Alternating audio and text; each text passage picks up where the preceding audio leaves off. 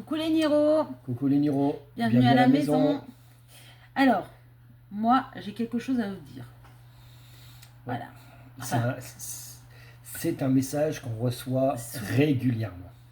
J'ai envie d'offrir ma soumission, mais. Mais, voilà. Mais quoi? Mais quoi? Mais je peux offrir que ce que je peux offrir. Voilà. Déjà, cette manière de parler, pour moi, me pose un problème. Ça signifie que inconsciemment, la personne aura du mal à aller au-delà de ses limites, c'est-à-dire qu'on ne se mettra pas, on va dire, dans la zone d'inconfort. Alors, à savoir que quand on offre sa soumission, vous allez dire oui, mais elle offre ce qu'elle veut. Oui, bien entendu. Mais il faut prendre conscience qu'il faut évoluer. C'est un peu comme quand vous êtes en relation traditionnelle, vous avez envie d'avancer dans la vie de la personne. Vous envisagez de vivre ensemble, vous envisagez peut-être d'avoir des enfants, vous envisagez peut-être d'acheter une maison. Mais si la personne en face n'a pas les mêmes envies que vous, ben, vous allez stagner. En fait, comme si vous étiez, comment on appelle ça, un tapis roulant. C'est-à-dire que quelqu'un qui vient, qui dit ben moi je vais bien être en couple, mais je vais donner que ce que je peux parce que j'aime bien mon chez moi, je ne veux pas bouger, on va rester comme ça. Je pense qu'au bout d'un moment, vous allez vous lasser.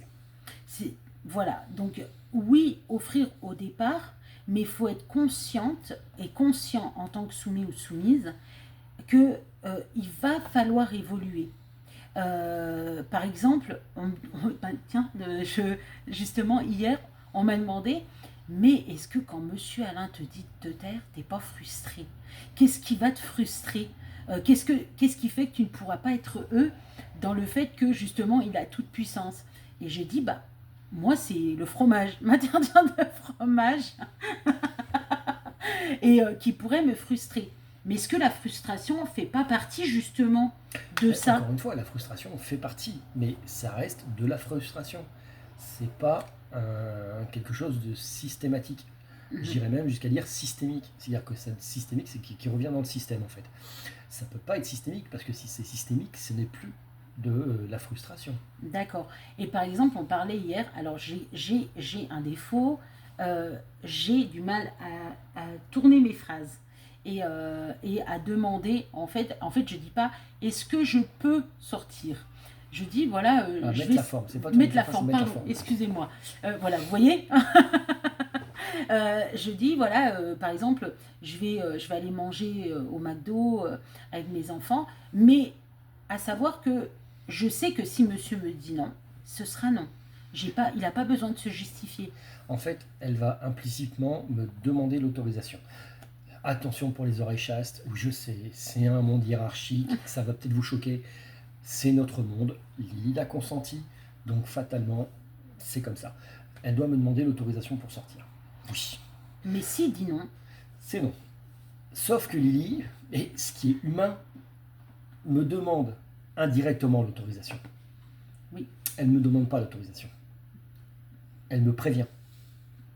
C'est-à-dire qu'elle ne va pas me faire est-ce que je peux sortir demain avec mes enfants? Est-ce que je peux sortir avec mes copines? Est-ce que je peux sortir quoi que ce soit? Je dirais oui, je dirais non. Elle va me dire demain je vois les copines, je sors avec. Mais par contre, j'attends toujours sa réponse. C'est vrai que je formule mal. Mais ça, faut l'entendre que dans cette relation, oui, le dom peut vous dire non. Alors bien sûr, il peut vous dire non parce qu'il a envie de vous frustrer. Hein, c'est un amusement. Oui, il peut dire non pour voir votre réaction, il peut Voilà. dire non pour X raisons, il peut dire non parce qu'il a considéré que vous êtes beaucoup sortis avant et que vous n'avez pas à sortir cette fois-ci. Et ça, c'est prendre conscience que oui, dans le milieu, il y a des règles. Il y a des règles et que quand vous rentrez dans ce milieu, il y a peut-être des choses qui vont pas vous plaire. Mais vous ne pouvez pas, pour moi, je ne sais pas si vous êtes d'accord, mais vous ne pouvez pas rentrer dans ce milieu en étant moitié soumise, moitié vanille. On peut pas. C'est pas possible. C'est accepter tout. Dans la mesure où, encore une fois, accepter tout, oui, mais oui, pardon. Un peu plus que ce que l'on peut faire, c'est-à-dire avoir la volonté de faire une différence en fait entre la vanille et la personne sub. On dit souvent que la relation déesse est magnifique et épanouissante. C'est vrai. Mais elle est faite la relation est faite à peu près de 70% d'exigence envers soi comme envers l'autre, de contraintes. Il y a plein de choses, on va dire, négatives. Enfin, qui peuvent être vues de manière négative. Oui. Pour 30% de choses positives, mais exceptionnellement positives. Mais le négatif devient quelque chose qui va devenir naturel. On ne voit plus comme du négatif. Au départ, parce que c'est négatif, ensuite ça devient une contrainte, après ça devient une habitude. Voilà, mais il faut être conscient de ça. Alors bien sûr, il y en a beaucoup que « Oh mais c'est beau, mais c'est génial ». Bien sûr qu'aujourd'hui, vous nous voyez, c'est beau, c'est génial. Vous voyez d'autres personnes, c'est beau, c'est génial. Mais on est conscient, il faut être conscient que c'est pas un long fleuve tranquille. C'est pas un monde de bisounours. Et on est désolé si on en fait beaucoup, oui, mais machin. Non, à un moment, il faut être lucide. C'est très compliqué. Moi, les débuts ont été très compliqués. De casser la vanille pour devenir la soumise avec monsieur a été très compliqué. Mais en même temps, j'avais la niaque.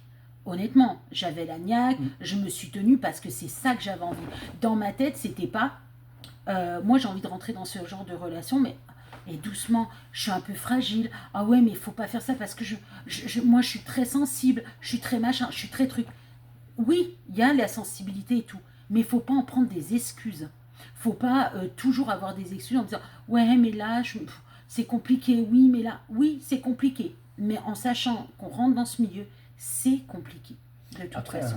un homme va être compréhensif dans l'éducation, il va savoir que c'est le début, il va savoir que c'est ça, il va recadrer fatalement, parce qu'il faut que ça soit, ça soit parfait pour lui, je dis bien pour lui, mais il va pas nécessairement directement punir, il peut recadrer en disant là ça va pas, faut que tu recommences parce que il y a des choses qui vont pas. Voilà, petit à petit, tu n'es pas à mon image. Mais est-ce que par exemple, je prends mon exemple, d'accord? Par exemple, si moi j'avais trouvé constamment des excuses, est-ce qu'à un moment ça vous aurait pas lassé? J'aurais dit stop. Je perds mon temps. Il y a une notion qui est importante en fait chez beaucoup d'hommes et après discussion en fait qu'on a notamment lors des lives sur TikTok, c'est que un dom ou une domina a horreur de la notion de perte de temps. Voilà.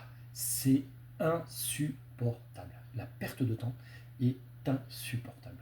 Voilà. Tu fais les choses, tu as envie ou pas. Il y a ce côté exigeant en fait qu'on a tous nous au niveau des doms et dominas. On se ressemble beaucoup en disant oui mais moi c'est ça et puis voilà, si tu veux pas c'est pas grave, t'as le droit, merci, au revoir, mais ne me fais pas perdre mon temps. Voilà. C'est pas possible. Comme on dit, les limites sont faites pour être dépassées. On est fait pour évoluer. Il y a des interdictions. En tant que soumise, vous pouvez dire, voilà, par exemple, là, par contre, niveau financier, ça, c'est hors de question. Vous n'avez pas le droit d'y toucher. Par contre, je sais que nous, en sachant que moi, j'adore, moi, je suis très... pas pour moi, hein, je ne suis pas dépensière pour moi, mais c'est vrai que... alors, je ne suis pas une dépensière, comment on appelle ça compulsive. Mais c'est vrai que quand je vais au magasin, quand je vois un petit truc, que ce soit même pour vous, hein, pour mes enfants, j'ai tendance à avoir envie de faire plaisir. Donc c'est vrai que monsieur va me dire doucement. Mais il ne va pas m'interdire. Si je veux prendre, je prends. Mais il va me dire doucement. Il va être toujours dans la bienveillance tout en ne touchant pas. Mais pour certaines choses, oui, il va prendre. Je me rappelle... je rigole parce que je suis en train de... je suis en train de me... toute seule. Je me rappelle la première fois qu'on est allé au magasin avec ma fille, où on est allé à Kiabi, et ma fille est sortie, elle s'est plainte à monsieur parce que je prenais des vêtements beaucoup trop grands. Et là, parce que vous avez eu les plaintes de ma fille, qui n'arrivait pas à me faire changer, vous avez pris ça en charge, parce que justement, c'était... on l'a dit en live, j'ai une dysmorphophobie. Dysmorphophobie, je vais bien le dire, dysmorphophobie bon, c'est pas grave, vis-à-vis de moi. Donc là, oui, vous avez pris en charge pour Encore mon une fois, bien-être. pour expliquer par rapport au sujet, c'est-à-dire que tu es en dehors de ta zone de confort. C'est-à-dire que tu Oui. n'acceptes pas qu'on fasse ça, tu n'acceptes pas machin. Mm. Tu es dans ta zone rouge, en Oui. fait, on va dire. Ce qui est important, parce qu'on est déjà à plus de 10 minutes, ce qui est important, c'est de comprendre que autant du côté d'homme que du côté sub, on va se mettre toujours, et c'est pour ça qu'on parle d'exigence, on va toujours se mettre dans la zone d'inconfort, dans la zone rouge. C'est là où on va apprendre, c'est là où on va évoluer, c'est là où on va prendre de la consistance, de la matière, c'est là où on va vraiment, comment dire, progresser. Si on reste dans sa zone de confort, on n'apprendra jamais. Pour exemple, en fait, j'ai un entraîneur de rugby qui a parlé à mon fils. En fait, mon fils se plaignait parce qu'il dit mais jamais tu me fais faire quelque chose où je sais faire. En fait, j'arrive jamais à ce que tu me demandes de faire. Et le coach lui a dit bah, si je te fais faire ce que tu sais faire, t'apprendras jamais autre chose. On n'évolue pas en fait. Tu tout n'évolues simplement. pas. Donc il faut se mettre dans la zone rouge d'un côté comme de l'autre pour pouvoir évoluer. Et quelqu'un qui dit je veux rentrer dedans, mais déjà au départ, ça veut dire que tu veux rester dans ta zone de confort. Ça va être compliqué. Alors dites-nous si vous êtes d'accord avec nous ou pas, ceux qui font partie de ce milieu. Pour nous, c'est ça. Bien entendu, comme on l'a toujours dit, on parle pour nous, on ne parle pas pour les autres. Peut-être qu'il y en a que ça ne dérange pas du tout. On parle vraiment à notre niveau, à nous. On espère avoir été clair là-dessus. Si vous avez d'autres questions, n'hésitez pas à commenter. On vous répondra avec plaisir. N'hésitez pas à vous abonner, à liker, à partager, à nous faire de la vie. D'habitude, c'est moi qui le dis. Ouais, vous avez vu? Je ne sais plus rien. On vous fait des gros bisous et on vous dit à bientôt.